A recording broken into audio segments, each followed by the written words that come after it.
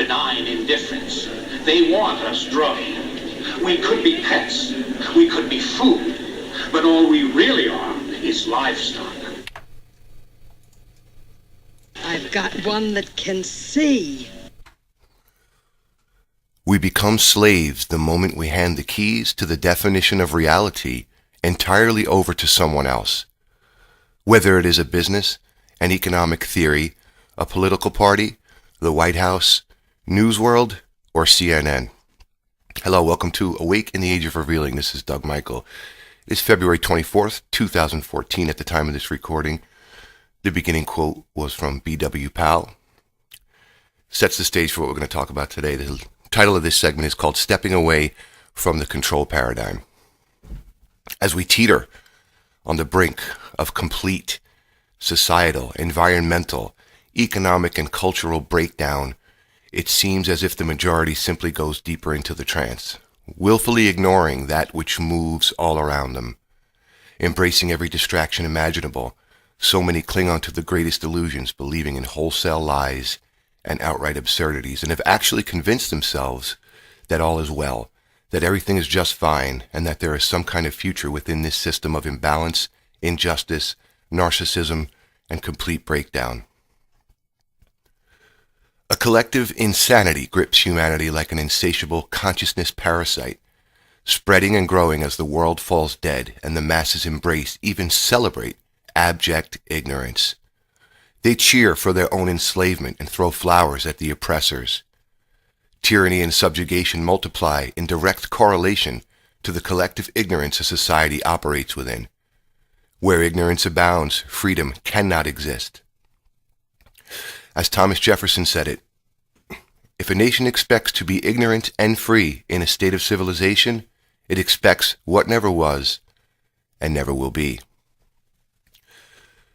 We have reached the point where if humanity does not collectively remove their heads from their asses, the jackboot will come stomping down upon the face of humanity without mercy.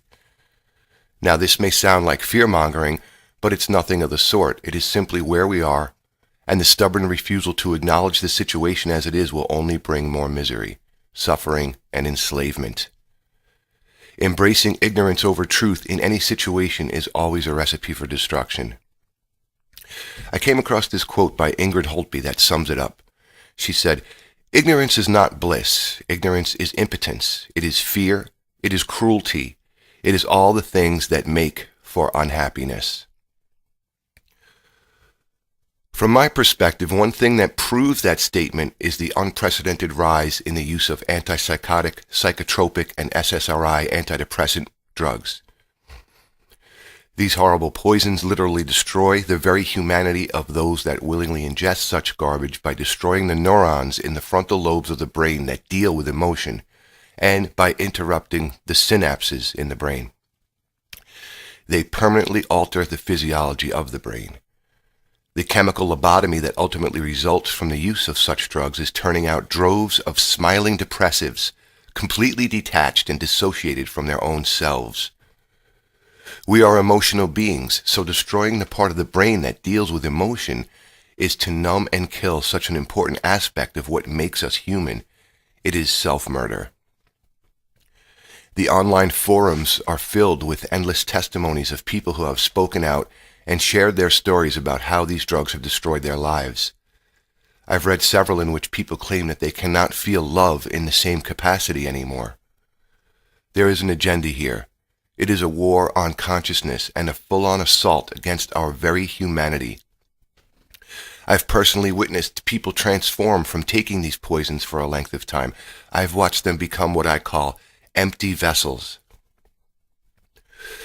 In 1961, member of the Fabian Society, Aldous Huxley, foreshadowed what was approaching when he wrote, "There will be, in the next generation or so, a pharmacological method of making people love their servitude and producing dictatorship without tears, so to speak, producing a kind of painless concentration camp for entire societies, so that people will in fact have their liberties taken away from them, but will rather enjoy it, because they will be distracted from any desire to rebel by propaganda or brainwashing enhanced by pharmacological methods, and this seems to be the final revolution."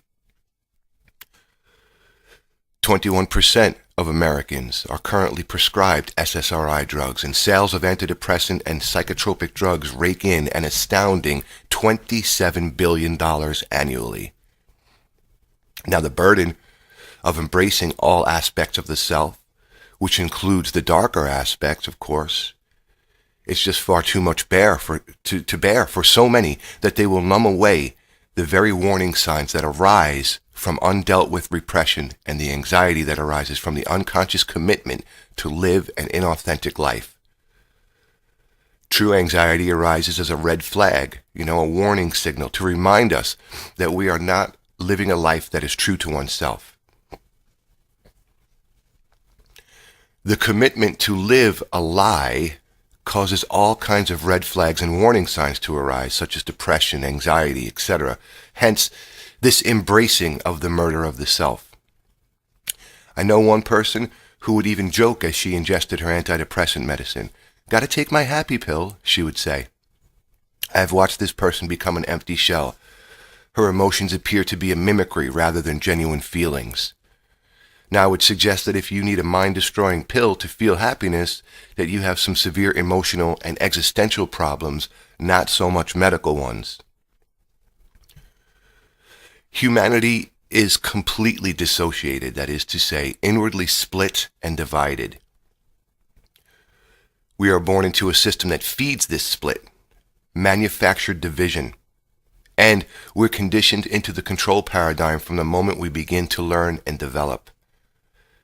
It begins with conditioning into the familial structure as parents indoctrinate their children into their beliefs and ideas about reality. Then the kids are sent through the 12-step brainwashing indoctrination that we bravely call education. The ones that stand out or do not fit in are hammered back into place, often through the drugging of the young with such horrors as Ritalin, which does roughly the same kind of damage that SSRI drugs do. Ritalin is a highly addictive Schedule II stimulant. Now, the education system as it stands creates a hyper-left-brained cognition where free thinking is shunned and creative expression is muted. It turns out generation after generation of indoctrinated robots who have had their critical thinking abilities severely diminished, if not shut down altogether. It's slave training. And if that sounds harsh or conspiratorial, just look into the Common Core curriculum guidelines that are now in place in the schools. The entire system is designed to turn your kids into little worker bees that can't think and will not question their servitude. Just a cursory observation of the youth of today will attest to this. They're a lost generation, enthralled and distracted with technology. Now, my generation, the X generation, is no better. I observe droves of infantile adults that appear to be simply kids with bigger diapers. So few have the ability to critical think anymore, and their minds are programmed mostly by what they think they know, or whatever horse shit and drivel gets spewed from the television. They're TV educated. This is a generation of mindless consumer drones obsessed with celebrity and pop culture, who have long ago conceded their right to think for themselves to the control paradigm, and trying to get them to open their minds to any new idea is like shoveling shit against a tidal wave.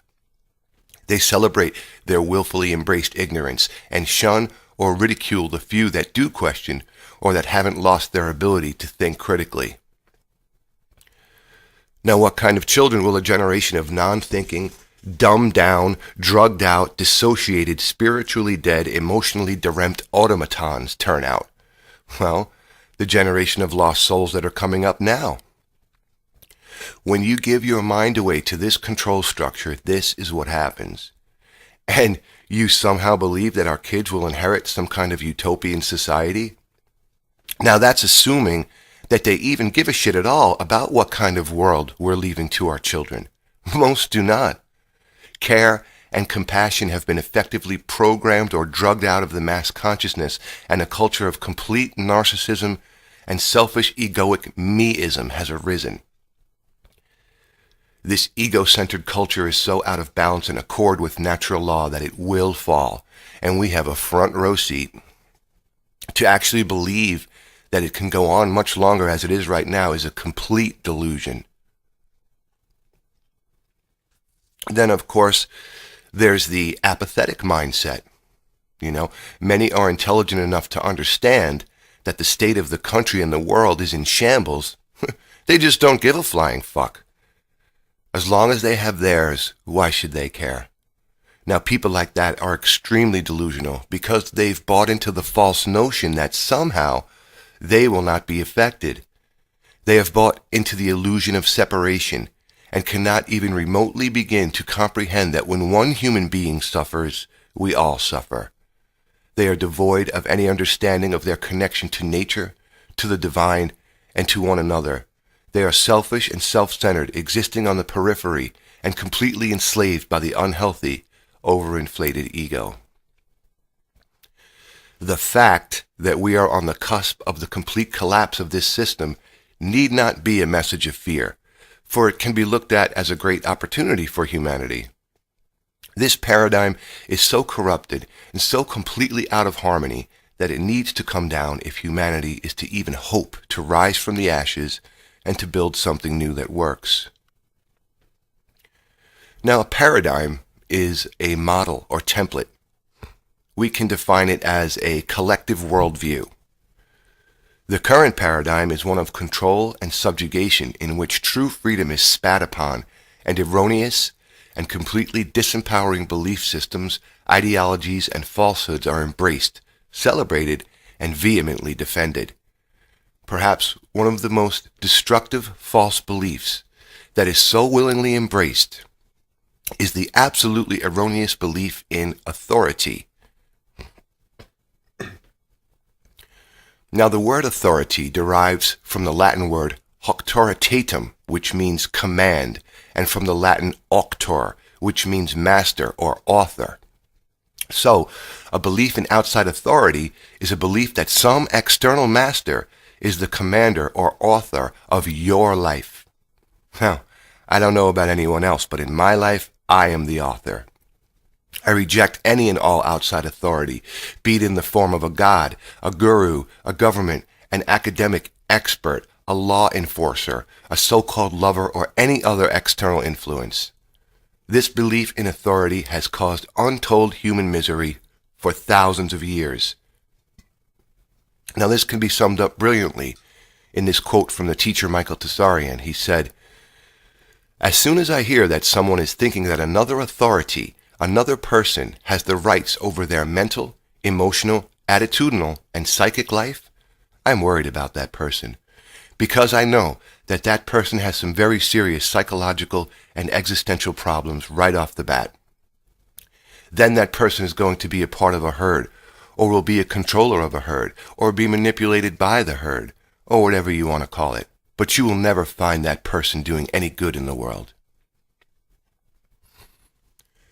We're trained and conditioned at every turn to externalize, to look without instead of looking within, and when the naturally occurring anxiety and depression arises from not being in alignment with the self, we seek to suppress it or even drug it out of existence. Thus, a society, indeed a planet of broken beings, existing on the outskirts of their own being and selfhood, is made manifest, and it is leading humanity down a very dark and dangerous road.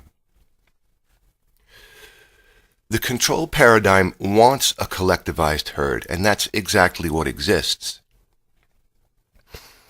The entire New World Order system of control is one built upon the ashes of selfhood and individuality. When a person makes the conscious effort to stand apart from the crowd and be an individual, the collectivized herd ruthlessly attacks that individual and seeks to pull them back into line like crabs in a bucket.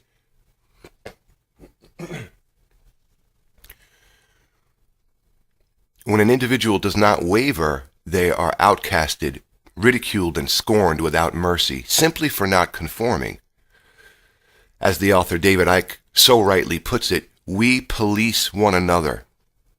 And certainly, we've forgotten how to celebrate uniqueness, and instead, so many of us seek to fit into the crowd in one way or another. Now, this collectivized mentality will never lead to freedom because the two can never coexist.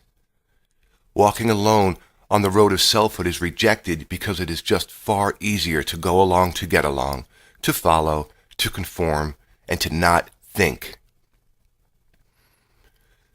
I've noticed in my personal life that when you refuse to conform to norms or status quo thinking and speak and stand in your truth, especially those who claim to love you, reject you and try to pull you back into the sheep pen. It's astounding.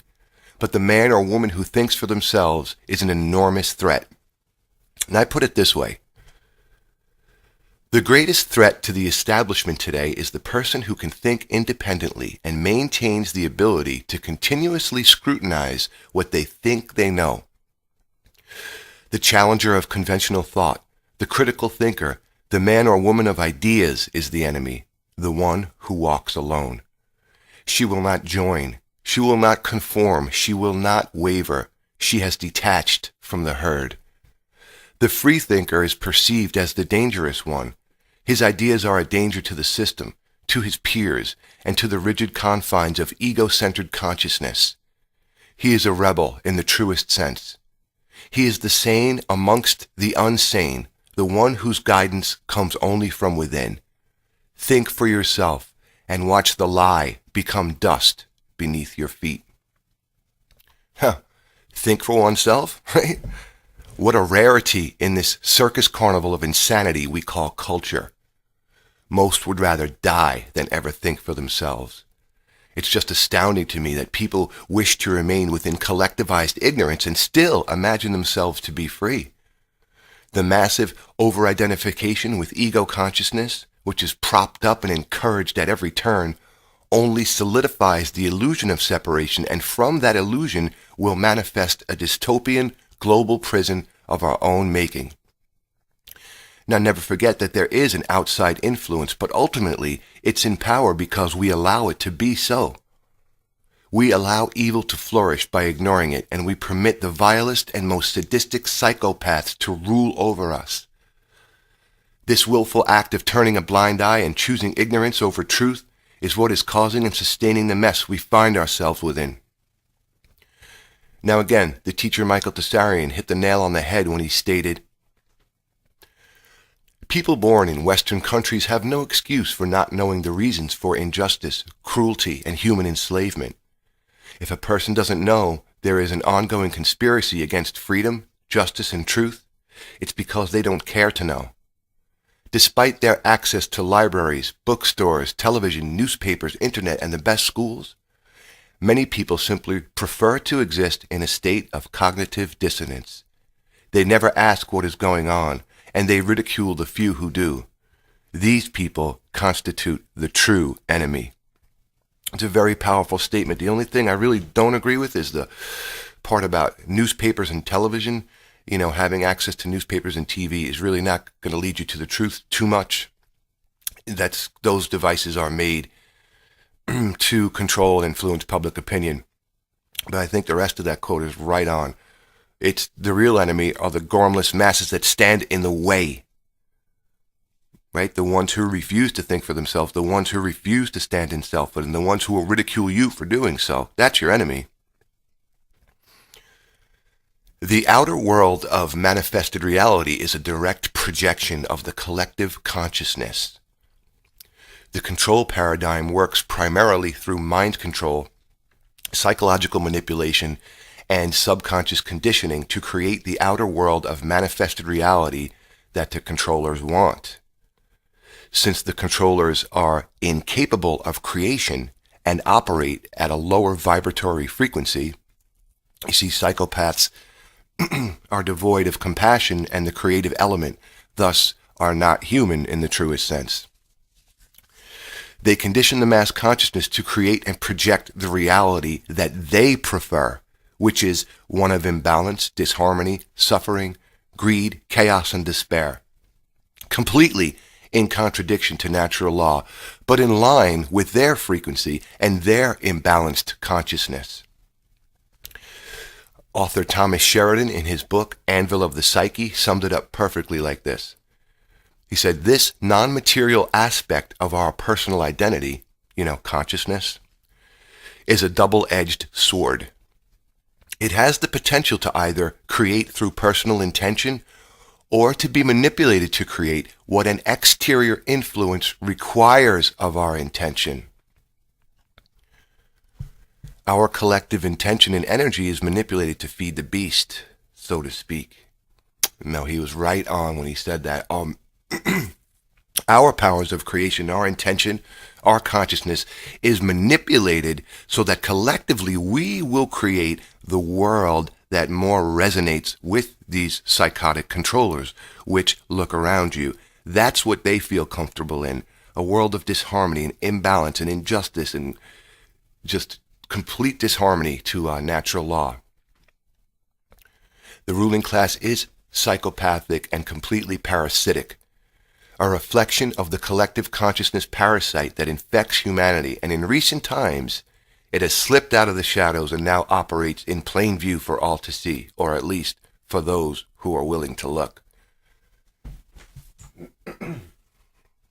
Unfortunately, far too many are either afraid to look or are just unwilling, so instead they live their lives in total denial, in a delusional state of separation, falsely believing that they are free.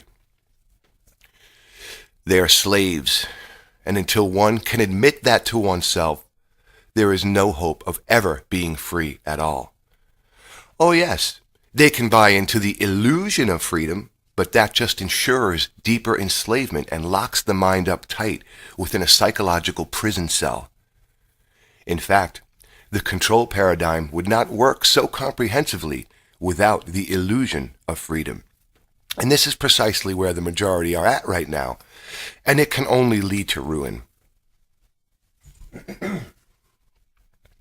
As the philosopher Vernon Howard stated, he said, "Human sickness is so severe that few can bear to look at it, but those who do will become well." You have been lied to your entire life, and you are a slave. Now it's the truly intelligent person that realizes this. True intelligence is the understanding that you've been sold lie upon lie upon lie. Now how does the ego react to hearing that truth? Well, it kicks, it screams, and it fights with all of its strength to reject that painful reality. The ego has defense mechanisms and doesn't like it when its false delusions are challenged or scrutinized. But this is exactly what must be done on the individual level, and it's hard work, which is why so many would rather embrace slavery or die. Now I observe from a detached perspective, and I'm incredulous as how comprehensively mind-controlled the average person truly is. It's astounding. So few even seem to have the ability to conjure up an original thought, and so few have the courage to stand in their truth and live it, regardless of what other people think. Fear of ridicule is another major brick in the wall of psychological imprisonment, and so is the incessant need for approval from others. Now those who conform usually seem to insist that others conform also, and the brave few who refuse to conform are attacked without mercy by the gormless herd, and history has as well history as well as the present moment is replete with examples of this. All through history, anyone who's ever stood apart from the crowd or tried to warn us of the control paradigm, well, in centuries past, were burned at the stake or tortured, in cruel, inhumane ways. Nowadays, that's still done, but they don't even have to. They could just assassinate your character through their mainstream media. And even in our own circle, like I said earlier, we police each other. That's exactly what happens. You stand apart, and even people close to you who claim to love you will try to pull you back in line. Now, eventually, a servant of truth is no longer affected by this, and I can tell you from personal experience, when you make the commitment to search for and serve the truth, you do not win many friends. In fact, you lose quite a few. People have come and gone in and out of my life, and so many have gone not because they didn't like me as a person, but because of my views. Now, when you awaken and step outside of the mental and emotional prison cell, you become a threat to those that cannot or will not free their minds from the control paradigm. When you experience a shift in consciousness, you vibrate at a higher rate of frequency, and this is very uncomfortable to those who refuse to expand their awareness. Many people get very angry, even sometimes downright violent, when you upset the apple cart. Now, this following clip from the 1999 film The Matrix spells it out pretty well. Take a listen. The Matrix is a system, Neo. That system is our enemy. But when you're inside, you look around, what do you see? Businessmen, teachers, lawyers, carpenters, the very minds of the people we are trying to save. But until we do, these people are still a part of that system, and that makes them our enemy. You have to understand, most of these people are not ready to be unplugged. And many of them are so inert, so hopelessly dependent on the system, that they will fight to protect it. Again, it's very difficult to walk the road of awareness and selfhood. It is a constant effort and a continuous rethinking of your perceptions and beliefs. It is to keep what you think you know under constant scrutiny. See why this is so difficult for most people? It's just far easier to exist within a parameter of beliefs, even if they are extremely limiting. Now, this can be summed up perfectly in this quote by Jack Trout. He said, "The sane person constantly analyzes the world of reality and then changes what's inside his or her head to fit the facts." That's an awful lot of trouble for most people. Besides, how many people want to constantly change their opinions to fit the facts? It's a whole lot easier to change the facts to fit your opinion. We call that information bias. He went on, "Unsane people make up their minds and they find the facts to verify their opinions, or even more commonly, they accept the opinion of the nearest expert and then they don't have to bother about the facts at all." This is the mindset in which the mass majority operates within. They are unsane. Now, interestingly, the word sanity is very close to the word sanitize, so if your mind is sanitized, then it is sane. The ego has worked very hard to build its precious edited belief structures, and when that foundation is threatened, the ego rebels. We edit out the dark side of life, or what we do not wish to acknowledge, including our repressed memories and the things we've been conditioned to fear, or the things we do not like about ourselves. This imbalanced mind state manifests in the outer world and reflects this collective imbalance back to us, even on the individual level in our personal relationships.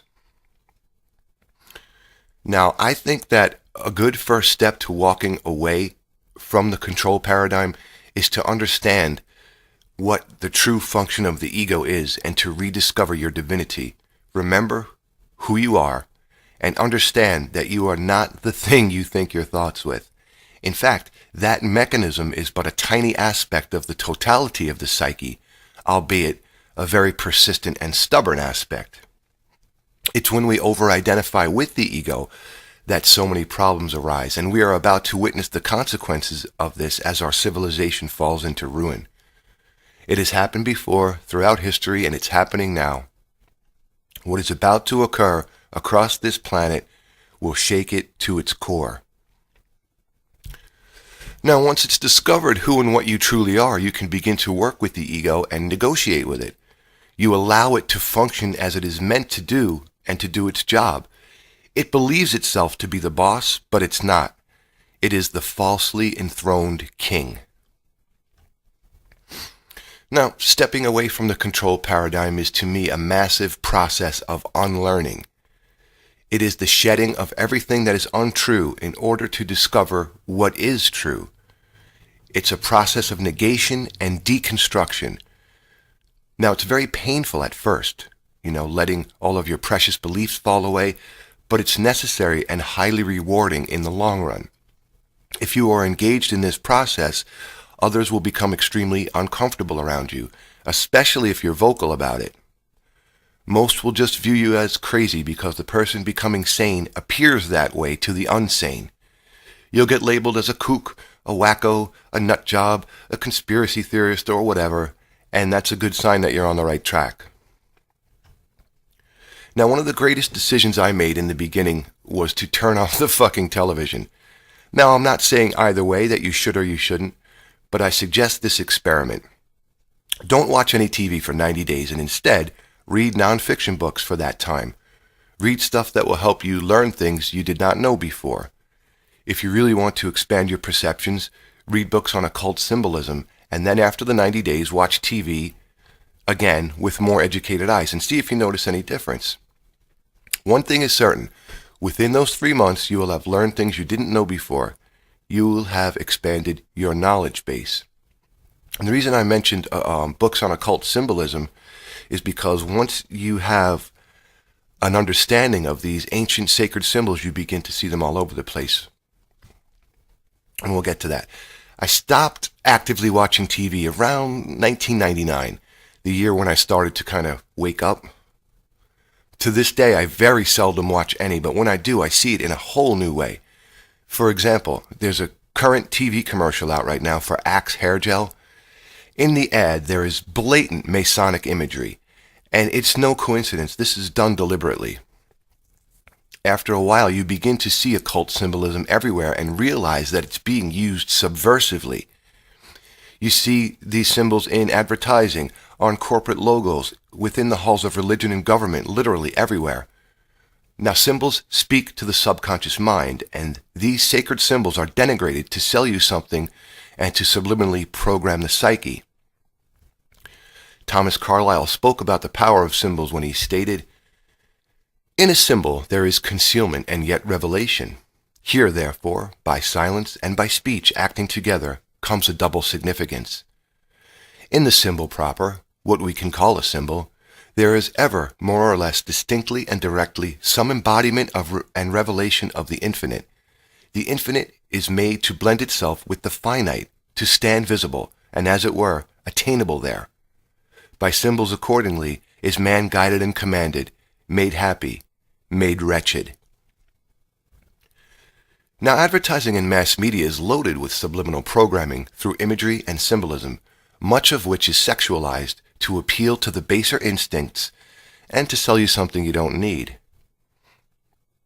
Now, television is a great medium. It's not TV itself, it's the abject shit that accounts for 99.9% of broadcasting that's the problem. It's how the hidden persuaders are using it that should be understood. The consciousness manipulators are black magicians, dark occultists, or sorcerers, if you like, and it is no exaggeration to refer to them as such. TV is one of the greatest tools of mind control ever invented. You cannot tell me for 1 second that this medium does not have an effect on the mind. Just listen to the average adult conversation, right? Mostly it's just shallow, empty babble, and so few seem to exhibit the ability to engage in intelligent conversation of any depth anymore. The sorcerers have used this medium as a way to dumb down the masses, and it has been extremely effective.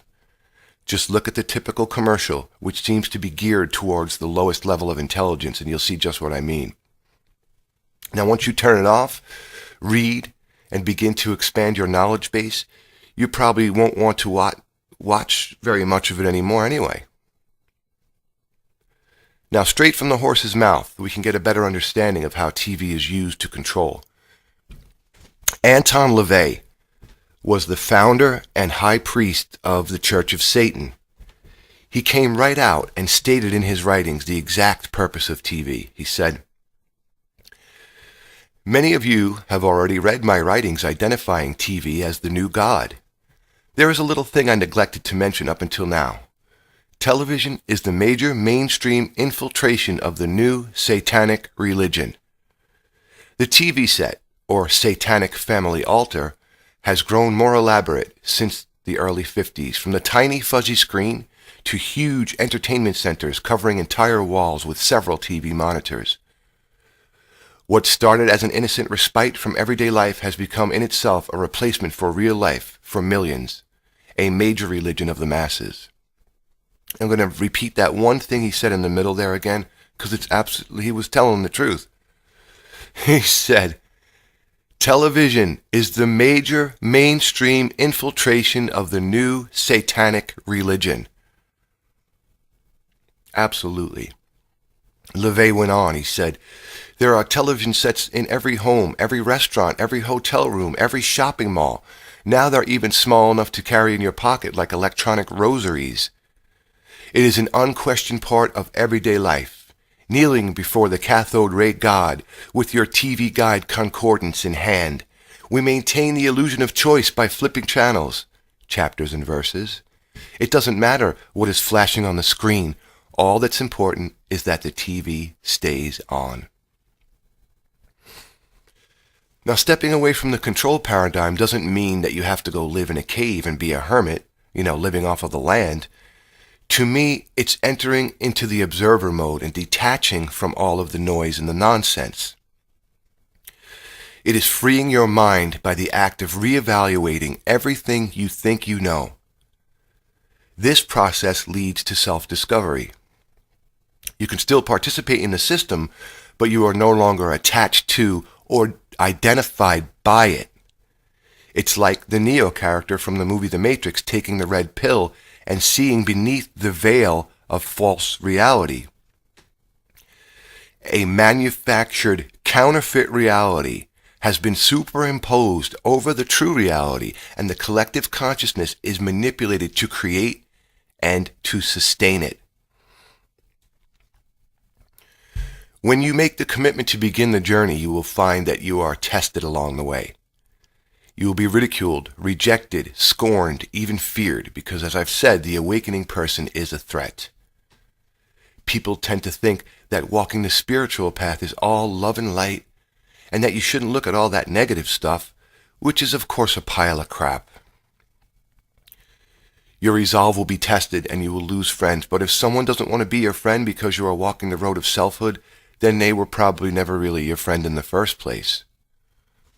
And just to reiterate that point, many in the New Age movement, which has been completely co-opted and infiltrated by these occult sorcerers, the hidden persuaders, if you like, some of the teachings are just absolutely ridiculous. This whole thing, I've heard this a lot too over the years.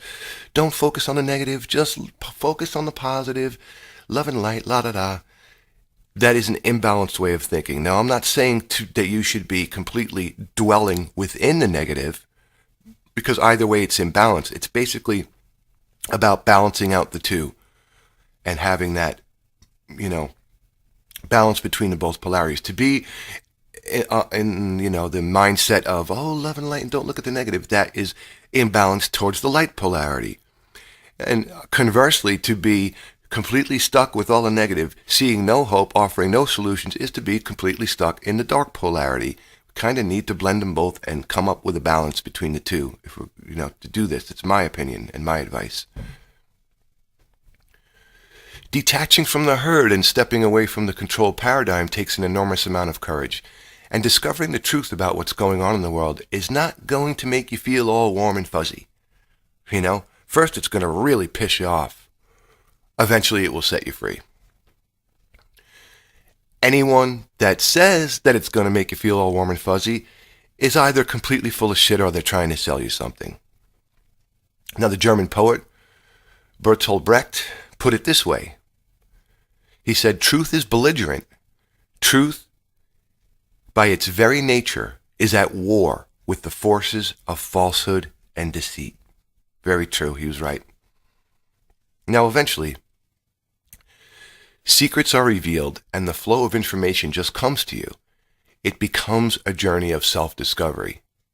And most importantly, don't forget to laugh. Once you see things as they are, you can see the absurdity of it all and have a good laugh. Although the situation is dire, laughing in its face is far better than reacting in fear. You disempower the control paradigm by laughing in its face. The process of awakening will require a lot of reading. Sorry to break that to you. This is something else so few engage in, unless it's some stupid romance novel or other such nonsense, some Oprah-approved bullshit that will do nothing in aiding in the expansion of consciousness. Because let's face it, reading is the basis of how we learn in this 5-sense reality. The fact that so few want to be bothered with it reflects in the collective herd and can be readily observed in the droves of misinformed people that makes up the mass majority. If you want to awaken, you're going to have to read a lot, and this means reading material that you may not think you will agree with. It requires taking in information that will challenge what you think you know. However, the process of awakening is not as much about gaining new information as it is about letting go of preconceived ideas and beliefs.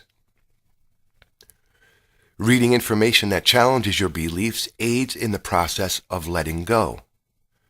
Make no mistake, the journey towards enlightenment is a destructive process. It is, right, think about that a second. We tend to think of enlightenment as, in terms of luminescence, I see the light, now I'm in the light. Always forgetting, that when the light comes in, the first thing it does is it shines upon all the dirt and the muck and the shit that needs to be cleaned away. Well, enlightenment doesn't really work that way. It's not so much about luminescence as it is, think of it in terms of weight. You're letting go all the crap that has bogged you down. Now you're enlightened. And it is a destructive process. Very much so in the beginning. It's very painful. And I can tell you from my own experience, it's worth it. It's the destruction of everything that is untrue, false ideas and beliefs about reality and the self. And it is a process of negation. Again, you can see why so few will ever bother with this. The hyperinflated ego has them by the throat, and its fragility is threatened by this process. The ensnared ego does not realize that this process is actually freeing to the ego in the long run, nor does it even recognize that it is part of something much, much greater. When you discover your own divinity, you realize that the self wishes to embrace the ego, not obliterate it. It's another New Age teaching. I've heard this a lot too. Kill the ego, get rid of the ego. No. We need it. It serves a very, very necessary function. I put it like this. It kind of acts as an anchor for this reality. Its job is basically to put things in nice little neat boxes and packages, like an efficient stock clerk, if you like. However, the ego's overcompensating. Think of it as a deckhand on a ship. It's a deckhand and it has a necessary job to do, but it's running around thinking it's the captain of the vessel. This causes a lot of problems in the world.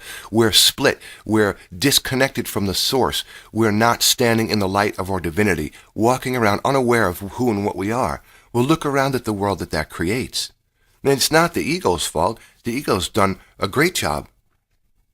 And when the higher self comes in, if you like, it will try to embrace the ego. It will thank it. Job well done. Now, when this process occurs, the ego is free to function as it was meant to. Again, this does not come easy and without considerable effort. You're not going to sit down for 30 minutes in front of some TV show and boom, there you go, instant enlightenment. This is a lifelong, ongoing process. It's continuous scrutiny of what you think you know. We live in an information age, an age where we're bombarded with information. And more new information comes in. You must constantly reevaluate what you think you know. Clinging on to old archaic belief structures just ain't going to do it. The people that refuse to go with that flow and to open their mind are in for a lot of trauma in the days ahead. Because their ego's going to fight and it's going to suffer major breakdown from that unwillingness to initiate this process here. Now, most are locked within the limiting state of consciousness. Most people locked in this limiting state of consciousness where the ego is boss simply prefer distraction over expansion. They are lost little souls, buying into every lie of the control structure, especially the lie that they are separate or that nothing exists outside of the 5-sense reality.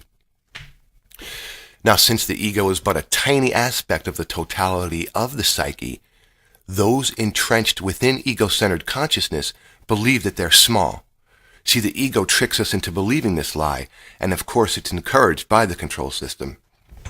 See, the thing about the term ego, when you say the word ego, it conjures up a lot of negative connotations because most people don't understand the dynamic of the psyche. So when you say the word ego, people instantly think of, the egomaniac type, the one who walks around with his head swollen, whose shit don't stink, thinks they're better than everything else. All they do is talk about themselves, and we've all dealt with people like that before. But that's not what I'm talking about. When I talk about the ego, what I'm talking about is basically the mechanism that you think your thoughts with.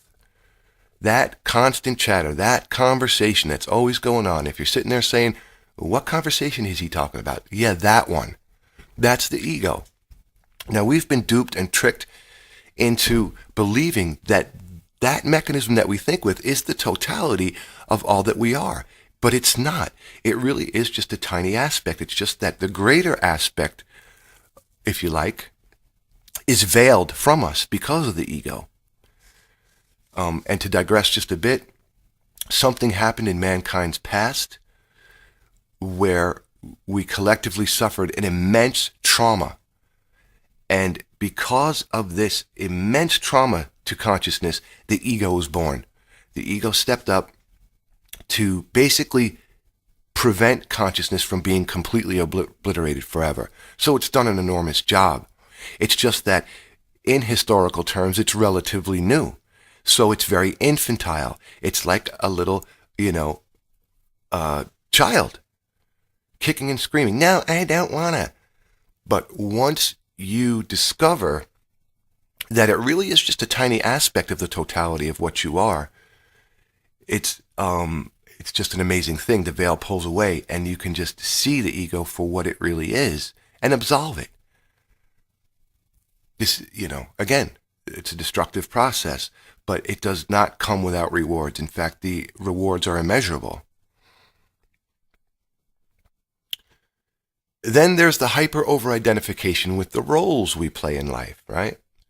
So many identify the totality of who they are, right, with the jobs they perform or with the things they do. Now, this is identification with the mask of the persona, and in spiritual terms, it's completely meaningless. You are eternal and infinite consciousness having a human experience. You are not the roles you play, and you are not the thing you think your thoughts with. See, we have these two areas of identification, okay? Some people don't even ever get to identifying with the mechanism they think their thoughts with the ego, because they're stuck in the realm of the persona. I'm a doctor, I'm a lawyer, I'm a teacher, I'm an artist, I'm a musician, I'm a father, I'm a mother, blah, blah, blah, blah, blah. Now, these are the roles that we play in life, but what happens is we over-identify with them. Then you're really lost. These are just roles. Again, in spiritual terms, completely meaningless. Meaningless. That is nothing to do with what you are. And again, stepping away from the control paradigm is an ongoing process. It is a lifelong journey of unlearning and discovery that, of course, begins on the individual level. I know I've probably said that in every single podcast. I'm repeating that point to hammer the point home. You cannot look outside for this. This is something that you initiate. This is something that comes from within. No one else can do it for you, and no one can give you a roadmap.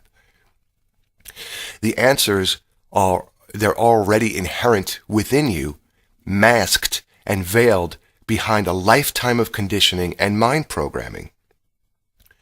That crucial first step is in realizing that you have in fact been conditioned to view reality in a certain way, the way that the dark occultists want you to see it. And that's something else the ego has a hard time with too. It doesn't want to admit that everything it thinks it knows is a lie. That's a threat to the ego. The ego's worked so hard to build these walls of perception and these walls of belief systems. It does not like it when the idea comes that everything I think I know might be a lie, But that's, again, like I said in the beginning, that's what true intelligence constitutes, the understanding that you've been lied to your whole life. And until one can make that realization and be honest with himself, then the process can begin. But the ego doesn't like that. Well, the ego thinks, well, if I'm wrong about this, I might have been wrong about other things. The ego strives to be right. It wants to be right at the expense of actual understanding. And I've seen this with a lot of people. Their minds are shut so closed, their beliefs are rigid, and nothing, not even the most evidence in the world, can penetrate those carefully constructed walls of belief. But however, the psychological grip is breaking in these times. However, the more the sorcerers tighten their grip of oppression, the more the opportunity arises for individuals to free their minds. And again, no one can initiate the journey for you, and no one can show you the way. This is an individual journey. Of course, you can have mentors and teachers, of course you can, but always realize that the true teacher will never tell you to follow them. A real teacher will always tell you that it is already within you. You must strive to become your own teacher, your own shaman, your own guru. Now, the late Jim Morrison, singer for the band The Doors, summed this up perfectly when he stated, "The most important kind of freedom is to be what you really are. You trade in your reality for a role. You trade in your sense for an act. You give up your ability to feel and in exchange put on a mask. There can't be any large-scale revolution until there's a personal revolution on an individual level. It's got to happen inside first." I couldn't have said it better. Absolutely. The journey begins with you. And again, I'll reiterate this. Of course you can have mentors and teachers. Someone might be able to guide you to the road, but you have to walk it, and you have to initiate that on your own. You have to have that desire to begin with. It comes first from having absolutely no more tolerance for the lies, and in understanding that you have in fact been lied to your whole life. From the moment we begin to learn and develop, this control paradigm encourages us to worship the ego. And earlier when I was quoting Anton LaVey, the founder of the Church of Satan, when he said that TV is the infiltration of the new satanic religion, absolutely. The dark, hidden persuaders can be considered Satanists. Satanism is misunderstood. It's not what people think it is. But one of the very main tenets of Satanism is basically worship of the ego. Look around at the culture in which we live. We could say, once you study the tenets of Satanism, really it is a satanic society that's been erected around us. And I'm not even saying this from a religious kind of conviction in any way. It's just that these hidden persuaders, that's their religion. Whether we like it or not, that's just how it is. It's worship of the ego.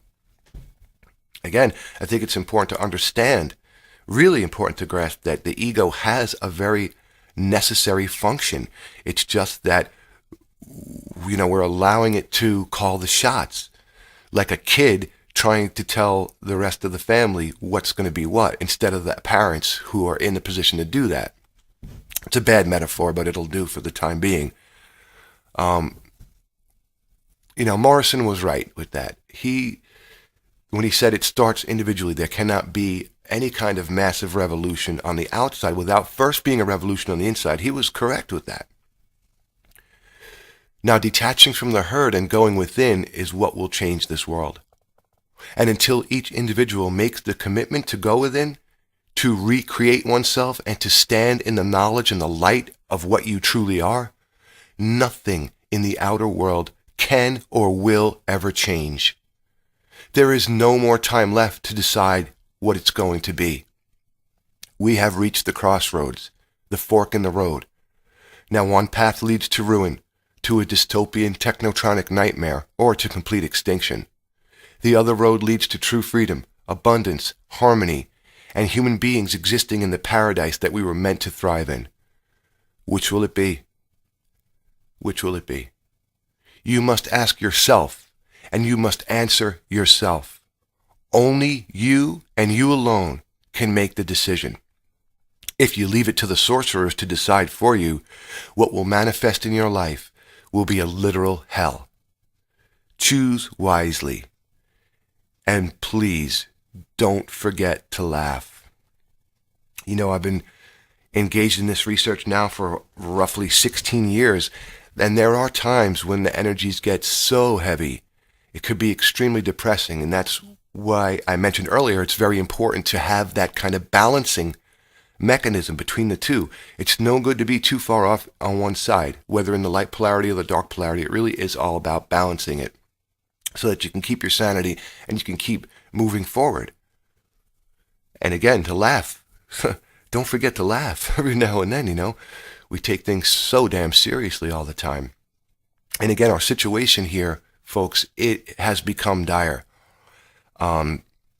Just as an example, the Fukushima nuclear disaster in Japan, which I've mentioned quite a bit, it's been pouring massive amounts of radiation into the Pacific since March 11th, 2011.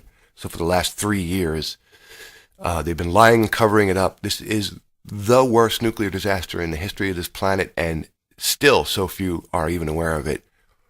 I won't even eat seafood that comes out of the Pacific anymore because it's so supercharged with radiation, you know, but that's just one example. Our refusal to do this inner work is what is making this these horrors manifest in the outer world. We must come to this understanding in this day and age, folks. If not, the world that your children will inherit, if there is even a world left, will certainly not be a place in which I want to live, because it will be a dystopian prison. You know, our failure to acknowledge the crises that we face is creating the mess we see, and it's allowing evil to just run amok and have a field day.